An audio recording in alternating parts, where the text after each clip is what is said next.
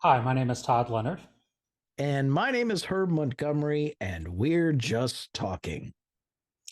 Please take a moment, if you haven't already, to like this video and to click on the subscribe button and click on that bell icon to get reminders about upcoming episodes. So each week, Todd and I will be having a conversation about the upcoming lectionary readings for the upcoming weekend from the Gospels. And our goal is to talk about that passage in the context of love and inclusion and societal justice. We want our conversation to be just, as in justice, but we also hope that something will be said during this time as we go back and forth that might inspire you alongside us to do more than just talking. So, Todd, what passage are we looking at this week? We're back in Matthew 14 again, and we're looking at verses 22 to 33, one of those Jesus walking on the water stories, with a little extra added into it at the end. Yeah. Yeah. So, this is a bizarre story. Mark's version doesn't have Peter trying to mimic Jesus. Hmm. Mark's, or the earliest version we have of this story is Mark's. And in Mark, it's just, they encounter Jesus walking on the water and they freak out because they think he's a ghost.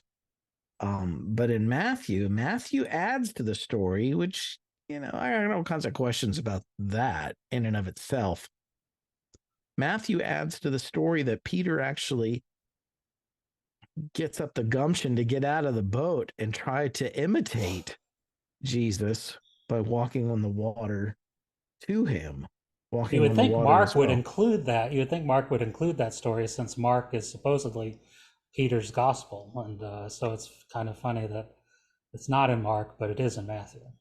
So yeah, there's lots of questions there. But again, it's a strange story. It's a strange story for us, and I'm convinced that this story was not written for audiences today in our time and place. I think it is very much written for its original audience and the worldview that they had. And part of that is to remember um, the early Jesus community. They were competing with the Roman Empire, and they were trying to at least put Jesus on, I don't want to say level ground, but ground that was level enough for Jesus to be able to compete with Caesar, that the kingdom of Jesus versus the Roman Empire. Remember, Caesar claimed to be the son of God. And so I don't know how it happened, but I imagine it went something like this. You're trying to claim that Jesus is the son of God, not Caesar. And in trying to do that, you have stories like this, where if you get them to the end, truly you are the son of God is the response that's made to Hmm. Jesus walking on the water here. So that's Right. kind of like the punchline of the story, that Jesus is the son of God. How did we get there? Well, the original audience would have been familiar with Hellenistic culture. And in Hellenistic culture, we have a story like this where Orion, who was the son of Poseidon, he was born of Poseidon being divine, and then to a human mother, conceived and born through the womb of a human mother. And it says that Poseidon, and I put the reference in my blog this week, but it says that Poseidon was given the ability, where does it say that the power given, it was given him as a gift, the power of walking on the waves as though upon the land. So for Hellenistic culture, they would have thought, oh, a son of God, the ability to walk on water. They would have thought that. Hmm. And then these Jewish authors had some precedence for it. In the book of Job, Job 9:8, there's some Jewish precedence here that would have just kind of like been icing on the cake for them. It says, God alone stretches out the heavens and walks on the waves of the sea in Job 9:8. You find this same imagery in Job 38:16. You find it repeated again in more vague description, but the same thing repeated again in Psalm 77. So again, there was some Hebrew precedence for it. They're just trying to put Jesus, they're trying to claim in a way that would have been effective for that world then that Jesus is the Son of God, not Caesar. Right. I think, and this is again, this may be new thinking for you. You know, if you're as you're hearing Herb talk about this, and or maybe not, but the idea is very. Once you start seeing it in the scriptures, like you see it here, you see it in other places. You definitely see it in the birth narratives of Jesus, and you see it in other places where the scripture writers are clearly taking very similar stories from Roman deities, from Greek deities, and reframing them in the story of Jesus. And you can say, you can go one of two ways on this. And if you want to go in the more supernatural realm, you can say that God was intentionally having Jesus repeat these same stories in a way that would catch people's attention and say, no, Jesus is the Son of God. Or what you see, and I think where Herb and I would land more, is that these writers who are writing the stories of Jesus and writing the teachings of Jesus are so compelled by what he is saying and what he did that they want to give him the honor and the reverence of the same importance as a Caesar, as a Greek god, as a Roman god. They're wanting to give that same reverence and honor to Jesus because what he did and what he taught was so profound. It's a literary device to elevate the person of Jesus so that people will follow what he teaches and try to copy and live out in their own way the actions that Jesus lived out.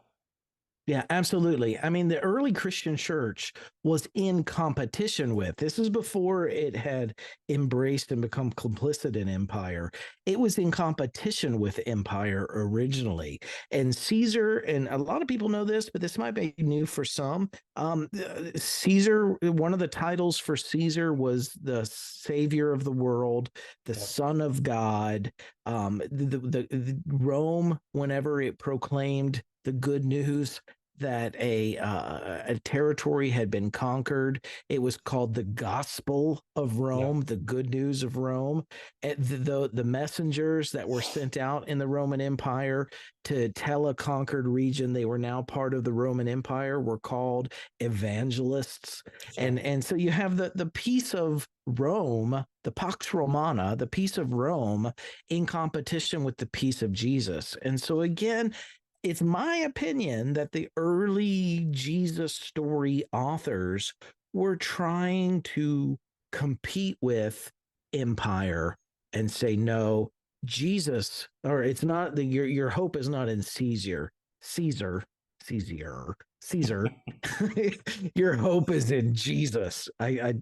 Professional paid communicator here, but if they're trying to put Jesus on a competing ground in the ears and the minds and the hearts of the listeners, saying, Right. you guys think this way towards Caesar, you should be thinking this way towards Jesus. That's right.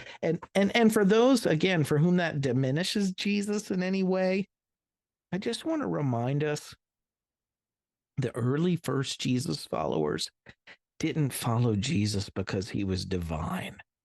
They followed Jesus because of what he taught and how he lived, and especially how he related to them and the vision of this world that he was casting before their imaginations. Right. And that's what won them to Jesus. That's what made them follow Jesus initially. Right. We have to ask ourselves today, do I love the ethics of the Jesus story because Jesus taught them and Jesus is imbued with some divine authority, and therefore whether I like it or not, I gotta follow the golden rule, and I gotta share my resources, and I gotta care about the poor. And I hate doing it, but I gotta do these things. I gotta follow these ethics, love my neighbor as myself. because Jesus commanded me to? Do I love those ethics and values in the Jesus story because I'm commanded to by Jesus? Or do I love the Jesus of the Jesus story? Do I love the Jesus story because I'm already resonating on such a deep level? I already love the ethics of compassion and justice and mercy and enemy love and nonviolence and resource sharing and again treating others the way that you would like to be treated. Is that the vision of the world that inspires you? And so therefore, wow, Jesus must be something special to have taught these things, or Right. is it the other way around? Right. It's healthier, I think, Yeah. to at least reach for the same experience the early Jesus followers had. Right. No, I couldn't agree more. I think this is, and again, when you look to the early church after Jesus has ascended to heaven in that story, and you have the early church seeking to live out the story of Jesus. There are some phenomenal elements in the story, but that the core of the story is people doing justice for one another. It is people loving one another, is creating community for people of disparate walks of life. And you see that is the ethos that people are living out. They don't need the miracle, they need the community, they need the shared resources. That's what they're going for. That's what's driving them. The miracle is kind of the evangelistic tool to win new converts, to get them to stop for a minute Right. and just listen. What really, like you just said, what really was the glue that kept them together. And man, we could spend the whole hour talking about this, but the glue that kept them together was the ethics and the values of the Jesus story. Today we don't have that, and it's because when Christianity became bound to empire, it was before that. What defined whether you were a Christian or not was whether or not you were endeavoring to follow the teachings of Jesus, right? Right. And so, but once Christianity changes, its social location changes, it becomes unified with empire, it becomes complicit in empire, becomes a part of the empire, the even eventually the state religion of the empire. You cannot follow the teachings of Jesus anymore and be faithful to empire. And so, Right. therefore, to define yourself as a Christian needed to be something else. And that's, boy, this, I don't want to get myself in too much hot water, but this is where a creedal form of Christianity comes in, where Right. what defines you as a Christian is you say, I believe in the virgin birth. I believe Jesus was crucified under Pontius Pilate. I believe he was raised again on the third day. And you've got all these supernatural elements that, are you a Christian? That means you believe in these supernatural story details. Right. And one of the problems with that is that the virgin birth, even if we just take one of them, that's only mentioned in one gospel. That means three of the other gospels thought you could be a Christian and not even know about the virgin birth. It wasn't Yep. even important enough for them to include it in their version of the Jesus story, in their gospel. But Right. but today, for many Christians, it's vital that you believe these things. It's no longer, do you follow the golden rule? Do you love your neighbor as yourself? Are you endeavoring to live nonviolently? Are you participating in resource sharing with the poor? It's none of these things that define you as a Jesus follower. It's, do you believe the narrative story details that have these high supernatural claims? And it just wasn't like that in the beginning. Like you just No. said, Todd, it wasn't the supernatural claims that made them a Christian. It was it was those ethics and values that that they had been won to and that they were trying to live out. And what empire does is they take the supernatural and they create this whole supernatural framework for you to believe in, so you can believe in something bigger and better in the great beyond, and you don't rise up and rebel against the existing authority and the injustices that are taking place, because now it's turned eschatological. Now it's turned towards believing in the afterlife and the great beyond, and the empire uses that to keep you passive and uncombative against injustice that is taking place towards you, towards others around you. Now the empire, and the empire is the not intercessor. There's another word I want to use, but the arbiter of God's grace in a lot of ways. Mediator. The mediator between heaven and earth, and the church is a tool of empire to accomplish their objectives, and it totally demolishes that original justice working, equity building, community sharing that was integral to the work of Jesus and to the early church. Yeah. Todd, it's so funny because as you were just now talking, I was writing notes because I didn't want to interrupt you, but I was like, oh, yes, this. And then you just went through all of them and said everything I had just written down. So I could not literally agree with you more. But again, following Jesus today, two thoughts come to mind. Following Jesus today, it has it's certain sectors of imperial Christianity, certain sectors of Christianity have created a way that of following Jesus that leaves the status quo unchallenged and unchanged. It's just untouched. You don't even deal with it. It's all about the supernatural, the afterlife, the deep internal individual personal experience, anything that's unjust.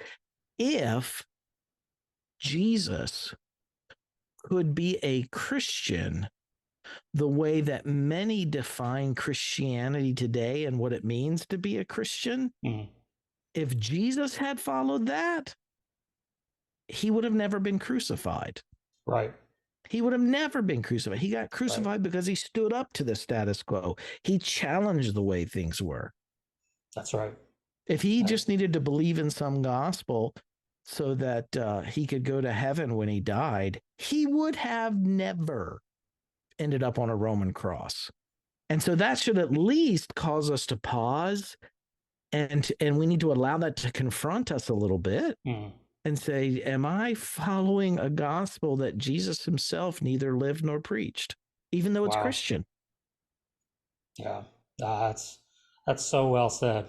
That's a great thought. Great thought. So yeah, it's a weird story, but I can see where they were coming from. I can see where it's there, why it's there for the audience for whom it was written. I do want to push back even against myself here, that even though it's a weird story written for them, Matthew's addition of Peter getting out of the boat and trying to mimic Jesus on the waves, I think that can still be a very powerful metaphor for us today. Yeah. That challenge, that call to act out in faith is, I think, still very, very potent. It's a call to join Jesus in his action, join Jesus in his work, and to say that anything that Jesus was trying to do in the world, he was inviting us to do as well. Yeah. I mean, in the book of Mark, and this is a little rough, but in the book of Mark, even 3 times, when Jesus predicted that he was going to end up on a Roman cross, the disciples never interpreted that as Jesus going to the cross instead of them or in their place. He was always inviting them to take up their cross too and follow him. They saw it not as substitutionary, but they saw it as participatory. And so much so that each of those 3 times in the story, you can read it, they change the subject of the conversation every time. They're like, we don't want to talk about that. Let's talk about anything else. We don't want to talk about that. So yeah, this following Jesus, getting out of the boat and trying, and I'm going to be very honest about the impossibility of the metaphor. Sometimes following Jesus feels as possible as getting out of a boat and walking on water. Mm, mm, I mean, I can see why Peter freaked out. If we take the metaphor and we make it literal, if we talk about the waves and the winds that we face today, and I'm thinking about racism, I'm thinking about white supremacy, Christian nationalism, that's on the mhm, rise right now, mhm. misogyny, patriarchy, or boy, in the context of some things that just happened this weekend, homophobia, transphobia, biphobia, Yep, especially within faith communities. yep, Um, but even economic wins like economic elitism or classism, or even other forms of like ableism or xenophobia towards migrants. And we could go on so many more. Whenever we try to follow Jesus and we get out of the boat and then we see what we're really standing up against and how mhm, strong those waves are, it can be a little daunting. I mean, I understand why Peter kind of freaked out here, especially with my own story in the faith community. Sometimes your own concrete material survival, if you follow Jesus, if you take the stands that Jesus calls you to take, and yeah, you risk losing followers or donors or those types, mhm, sometimes to follow Jesus feels like it's just as impossible as if he's calling me to walk on water. And I think that's why in some grassroots communities, marginalized communities, I'm thinking of the Black church specifically, there's that famous song that they sing about God making a way out of no way, because there mhm, literally doesn't look like there's any way to do this. And yet yeah, God makes this way out of no way. So it encourages me that at least I'm in the right story. If I feel like following Jesus today yeah, is about as impossible as walking on water, I'm in the right story. yeah. And I think honestly, when if you're serious about following the Jesus story, you're going to come to those moments more than once, and you come to those places where you're called to make decisions like that. Am I going to stay in the boat, or am I going to get out and take a step on the water? I think there is the conflict between your personal safety and security and risking for the sake of God's kingdom, for the dream of God in this world, is you feel personally at risk at times in what you're doing. And it is there's no way around it, because everything that looks that you see in front of you in regards to any of those major societal issues heard that you brought up, they seem overwhelming. They seem like just an angry sea with no forgiveness, no safety all around you. That's what they look like, and they feel way bigger than you are. And It's a and lot making that safer and choice, easier to stay in the boat. absolutely. So And even don't rock the boat. Just stay that's in right. there and don't rock it. That's right. It Yeah. is. Yeah. I mean, I can tell you that sometimes when I've been confronted with those decisions, sometimes I've taken the step out of the boat, and sometimes I've stayed in the boat. Sure. Sure. That's honest. and, That's and honest. and so sometimes I get out and feel like the whole thing is falling apart, and sometimes I stay in the boat, and then I hear in my head that voice saying, "You of little faith." Yeah. I mean, I think those words, and you just quoted them, the words at the end here are powerful for anybody who is facing the waves of injustice in whatever way it's manifesting itself in your life right now, whatever systemic injustice you're going up against. We got out of the boat, but the waves are bigger than we thought they were going to be. And I love what Jesus says. He doesn't berate Peter for taking his eyes off Jesus and looking at the waves. He just says, take courage. It's still me. Don't be Yeah. afraid. And then he says, you have little faith. Why are you doubting? And man, just to push forward, even though when we can't, again, we can't see a way out of no way, but this is the kind of world I would love to be a part of. I would love to be a part of creating a world like this. This is the kind of Jesus that I want to follow. When you get that pushback to say, you know what, just keep looking at Jesus. Yep. Keep, and then the doubt is real and the fear is real, but just put one foot in front of the other. And when you start to sink, his hand will be there. Yeah. It's beautifully said. And I think, and again, for all the at the end of the day, that story is so powerful for what actually living out the gospel of Jesus looks like. That, thank God that story is in there. That crazy Yeah. story about Jesus walking on the water and a disciple crazy enough to say, "Call me out on the water if it's really you," and he does. That whole, thank God that story's in there, because it speaks, it resounds so much in the real experience of what it is to try to live justice out in this world. It is like trying to follow Jesus on water that you're not supposed to be able to walk on. And I wonder if in that story we were seeing where in Mark maybe this wasn't true of the community, maybe it was still early.